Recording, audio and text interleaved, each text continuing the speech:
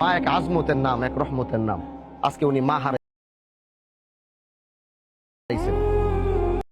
এই মা যতদিন বাইচা ছিল ওনার জন্য এক দরজা, দোয়ার এক দরওয়াজা তিনি খুলে রাখছিলেন। আজকে থেকে হয়তো সে মার দোয়া করতে পারবে। মা তো এক রহমতের নাম। যে প্যারালাইসিস হয়ে শুয়ে থাকলো, জাবানও যদি বন্ধ থাকে, যার অন্তর সন্তানের জন্য দোয়া করতে থাকে। মা যদি বুড়াও হয়ে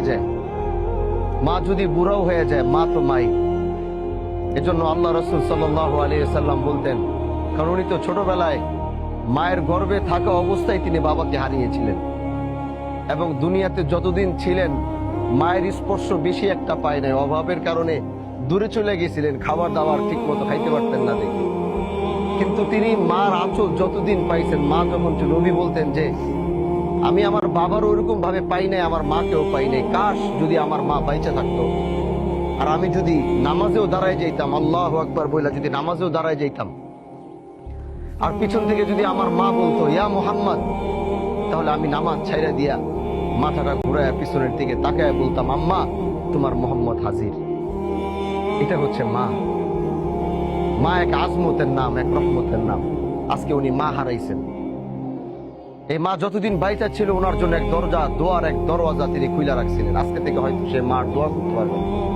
এই জন্য এই সন্তানদেরকে বলবো, মায়ের ঋণ কোনোদিন শোধ করা যায় না। আপনারা সবসময় মার জন্য দোয়া করবেন। সন্তান হিসাবে মার জন্য আল্লাহ পাকের কাছে দোয়া করবেন, আল্লাহ যেন তাকে জান্নাতের আলা মাকাম নাসিব করে।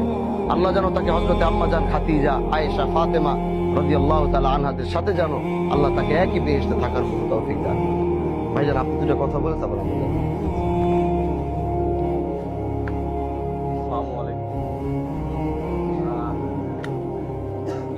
আমার আব্বা অনেক আগেই মারা গেছেন, তো ছিল আমার মা।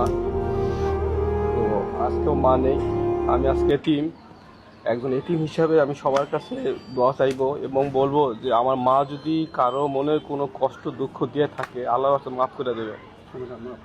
আর যদি কেউ আমার মার কাছে কোনো কিছু পাবেন, দেনা পানা যদি কেউ থাকে, ইনশাল্লাহ আমাকে বলবেন, আমি ইনশাল্লাহ দিয়ে দেবো।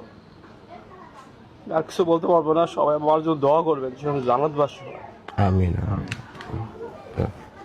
জানাজার নামাজ শুরু হইতেছে।